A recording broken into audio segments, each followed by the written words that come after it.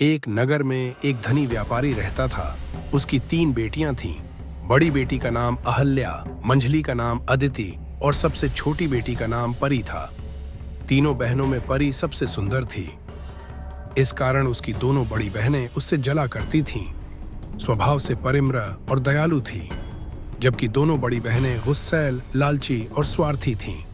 एक दिन व्यापारी को यह संदेश मिला कि उसके सामानों से लदे जहाज समुद्री तूफान के कारण समुद्र में डूब गए हैं। इस खबर से व्यापारी को बहुत बड़ा झटका लगा, क्योंकि इससे उसका बहुत बड़ा नुकसान हुआ था और उसका पूरा व्यवसाय बर्बाद हो चुका था। घर को छोड़कर उसके पास कुछ भी न बचा। अब वे लोग गरीबी में जीवन काटने को विवश हो गए थे। आलीशान जीवन जीने की आधी व्यापारी की दोनों बड़ी बेटियां इन हालातों के लिए पूरा दिन अपने पिता को कोसती रहती और शिकायतें करती रहती थीं। वे दोनों घर का कोई काम नहीं करती थीं, लेकिन परी इन हालातों में भी खुश थी।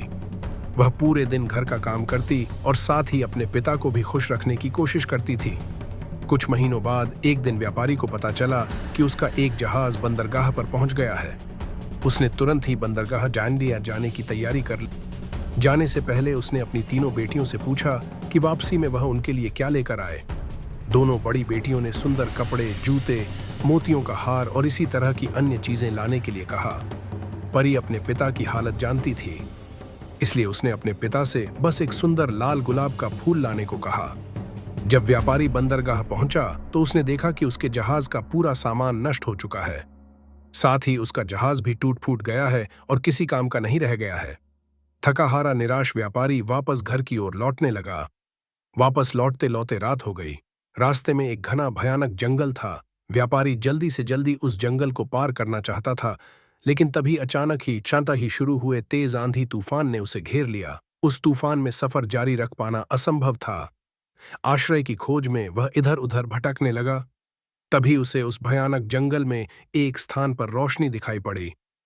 जब वह पास पहुंचा तो उसे रोशनी से नहाया हुआ महल नजर आया। उसकी उम्मीद बंध गई और उसने सोचा कि रात गुजारने के लिए मुझे यहां जरूर आश्रय मिल सकता है। वह महल के दरवाजे के पास पहुंचा, देखा कि वह खुला हुआ है। उसने वहां से आवाज लगाई, किंतु कोई बाहर नहीं आया। साहस बटोरकर वह अंदर चला गया। अंदर पहुंचकर उसने फिर से पुकारा, किंतु फिर भी कोई नहीं आया। वह महल बड़ा ही विचित्र था। पूरा महल रोशनी से जगमगा रहा था। खाने की टेबल लजीज पकवानों से सजी हुई थी, लेकिन वहां कोई भी नहीं था। लंबी यात्रा के उपरांत व्यापारी को जोरों की भूख लगाई थी, इसलिए वह चुपचाप भोजन करने लगा। भोजन करने के बाद वह जिज्ञासावश महल की सीढ़ियां चढ़कर ऊपर पहुंचा। जहां उसने देखा हर कक्ष सुंदर रीति से सजे हुए थे। वह थका हुआ था, इसलिए वह एक कमरे में जाकर नरम बिस्तर पर सो गया। सुबह जब वह सोकर उठा तो उसे अपने बिस्तर के पास नए कपड़े दिखाई पड़े, तो वह नहा धोकर उन कपड़ों को पहनकर तैयार हो गया। जब उसने खिड़की से बाहर झांक कर देखा कि मौसम साफ हो चुका है और सोचा कि अब मैं अपनी यात्रा फिर से शुरू कर सकता हूं। यह सोचकर वह सीढ़ियों से नीचे उतरा। नीचे पहुंचकर व्यापारी ने देखा कि टेबल पर नाश्ता लगा हुआ है। उसने नाश्ता किया और वापस जाने के लिए खुशी खुशी महल से बाहर निकल आया। बाहर निकलते ही उसे एक खूबसूरत गुलाबों का बगीचा दिखाई पड़ा, जहां गुलाब के विभिन्न रंगों के सुंदर फूल खिले हुए थे।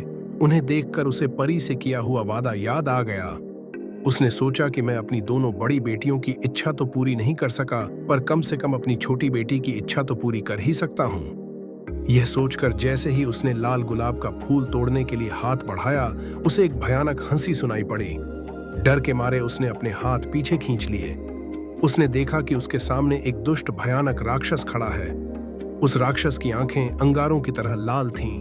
राक्षस व्यापारी को घूरते हुए गुस्से में गुर्राया और बोला, दुष्ट व्यक्ति, मैंने तुम्हें अपने महल में आश्रय दिया, खाने के लिए लजीज भोजन दिया, सोने के लिए नरम बिस्तर और पहनने के लिए नए कपड़े दिए।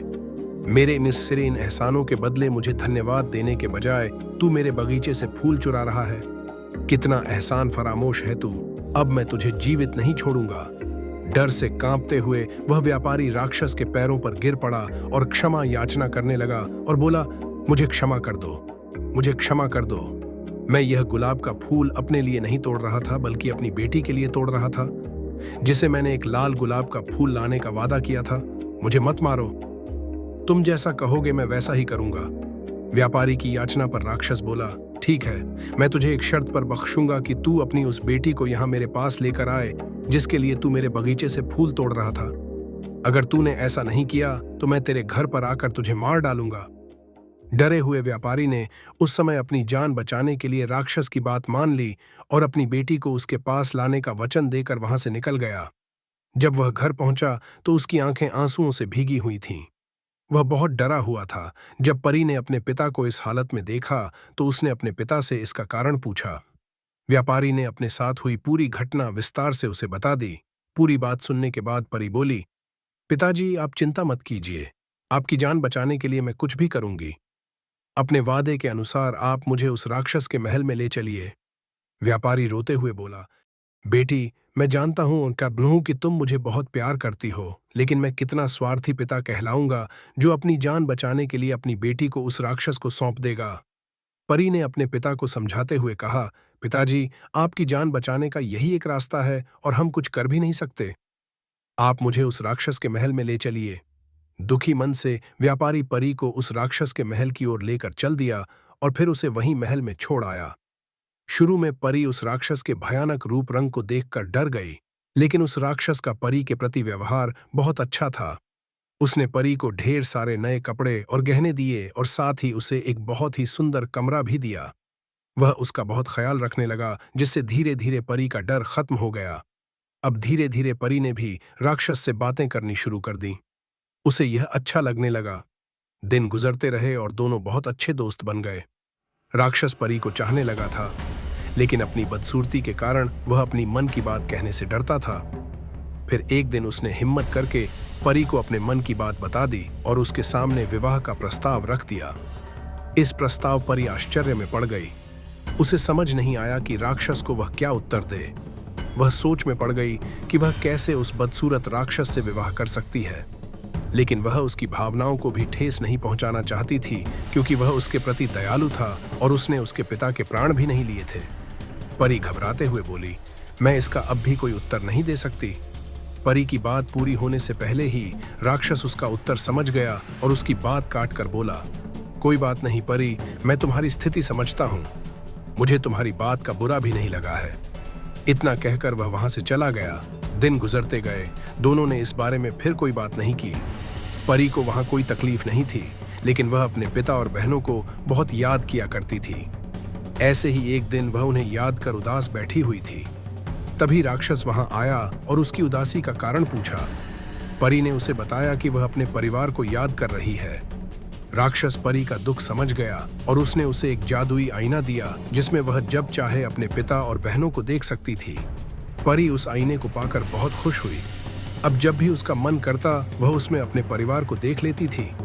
एक दिन परी ने उस आईने में देखा कि उसके पिता बहुत बीमार हैं और मरने की कगार पर हैं। वह यह देखकर बहुत दुखी हो गई। उसने राक्षस से विनती की कि वह उसे उसके पिता से मिलने के लिए जाने दे। वह आखिरी बार उनसे मिलना चाहती है। पता नहीं फिर कभी वह उन्हें देख पाएगी या नहीं। पहले तो राक्षस ने मना कर दिया, लेकिन फिर परी के आंसू देखकर उसका मन पिघल गया और उसने उसे जाने की इजाजत दे दी। उसने परी से कहा, मैं तुम्हें अपने पिता के पास जाने की इजाजत देता हूं, लेकिन इस शर्त पर कि तुम्हें 7 दिन के भीतर वापस आना होगा, नहीं तो मैं तुम्हारी याद में मर जाऊंगा। परी ने राक्षस से वादा किया कि वह अपने पिता को देखकर 7 दिन में वापस लौट आएगी। राक्षस ने उसे एक अंगूठी दी और कहा कि जब वह यह अंगूठी अपनी उंगली से उतारेगी, वह वापस इस महल में खुद को पाएगी। परी ने वह अंगूठी पहन ली। फिर अगले दिन जब वह सोकर उठी तो उसने खुद को अपने पिता के घर पर पाया। वह सीधे जाकर अपने पिता से मिली। पिता परी को देखकर बहुत खुश हुए। वास्तव में वह यह सोचकर बीमार पड़ गए थे कि उनकी बेटी एक राक्षस की कैद में है। परी ने उन्हें राक्षस के बारे में विस्तार से बताया कि वह उसके साथ बहुत अच्छा व्यवहार करता है और उसे कोई तकलीफ नहीं होने देता। परी की खैरियत जानकर व्यापारी धीरे धीरे ठीक होने लगा। वहां रहते हुए परी को राक्षस की याद आने लगी। उसके साथ रहते रहते उसे उसकी आदत पड़ गई थी। अच्छे और दयालु व्यवहार के कारण वह उससे प्रेम करने लगी थी। एक दिन परी की दोनों बहनें, जिनका विवाह हो चुका था, उससे मिलने घर पर आई थीं। जब परी ने अपनी बहनों को राक्षस के महल में बिताए गए आरामदायक और सुंदर जीवन के बारे में बताया तो वे जल भुनकर रह गईं। जब उन्हें पता चला कि परी को 7 दिन के भीतर राक्षस के महल लौटना है, तो उन्होंने झूठे आंसुओं का सहारा लेकर परी को कुछ दिन और रोक लिया। असल में यह उनकी एक साजिश थी। वे चाहती थीं कि राक्षस परी पर नाराज हो जाए और उसे मार डाले। उधर राक्षस बड़ी बेचैनी से परी का इंतजार कर रहा था। 7 दिन बीत जाने के बाद भी जब परी वापस नहीं लौटी तो वह व्याकुल हो उठा। इधर परी भी राक्षस को याद कर रही थी। एक रात उसने सपना देखा कि राक्षस जमीन पर गिरा हुआ है और जीवन मृत्यु के बीच झूल रहा है। सपने से उसकी नींद टूट गई। उसे अपना वादा ना निभाने का गहरा पछतावा। परी ने तुरंत अपनी जादुई अंगूठी निकाली और मन ही मन राक्षस के महल पहुंचने की प्रार्थना की। अगली सुबह जब उसने आंखें खोली तो वह राक्षस के महल में थी। उसने पूरे दिन राक्षस का इंतजार किया, पर वह उससे मिलने नहीं आया। परी ने महल के हर कोने में उसे ढूंढा, पर वह कहीं नहीं दिखा। वह घबरा गई। शाम होते होते वह महल के बाहर निकलकर उसे खोजने लगी। बगीचे के हर कोने में उसे तलाशा। फिर वह महल के पीछे के हिस्से में गई। वहां एक कोने में राक्षस जमीन पर गिरा हुआ मिला। वह बेहद कमजोर और निर्जीव सा लग रहा था, जैसे जीवन की अंतिम सांसें गिन रहा हो। परी घबराकर उसके पास दौड़ी और बोली, "ये तुम्हें क्या हो गया है?" राक्षस ने करहते हुए उत्तर दिया, "मैंने तुमसे कहा था ना कि यदि तुम नहीं आई तो मैं तुम्हारी याद में मर जाऊंगा।" परी की आंखों में आंसू भर आए। उसने देर से लौटने के लिए क्षमा मांगी और भावुक होकर बोली, "तुम मुझे छोड़कर मत जाओ। मैं तुम्हारे बिना नहीं रह सकती। मैं तुमसे प्रेम करने लगी हूं। कृपया मुझसे विवाह कर लो।" जैसे ही परी ने यह शब्द कहे, वहां एक चमत्कार हुआ। देखते ही देखते राक्षस का विकृत शरीर बदलने लगा और वह एक सुंदर नौजवान राजकुमार में परिवर्तित हो गया। परी यह देखकर आश्चर्यचकित रह गई। राजकुमार ने मुस्कुराकर उसे बताया, "मैं एक जादूगरनी के श्राप के कारण राक्षस बन गया था, क्योंकि एक बार मैंने गलती से जंगल में शिकार करते समय जादूगरनी के बेटे को हिरण समझकर उसके पैर में तीर मार दिया था। इसी कारण जादूगरनी ने मुझे श्राप दे दिया। मेरी बहुत विनती करने के बाद उसने इसका तोड़ बताया। उसने कहा, जब कोई तुम्हें सच्चे मन से प्रेम करेगा तभी तुम इंसानी रूप में आ पाओगे। आज तुम्हारे सच्चे प्रेम ने मेरा श्राप तोड़ दिया और मुझे मेरा असली रूप वापस मिल गया है।" परी की आंखें खुशी से छलक उठीं। दोनों ने एक दूसरे का हाथ थाम लिया और अपने जीवन की एक नई सुखद यात्रा शुरू की। दोस्तों, यह कहानी हमें ये बताती है कि हमें किसी को उसके रूप या शक्ल से नहीं परखना चाहिए। असली खूबसूरती दिल की होती है। जो दयालु और अच्छा व्यवहार करता है वही सच्चा इंसान होता है। तो ये थी हमारी आज की कहानी। और भी ऐसी कहानियों के लिए हमारा चैनल सब्सक्राइब कीजिए। धन्यवाद।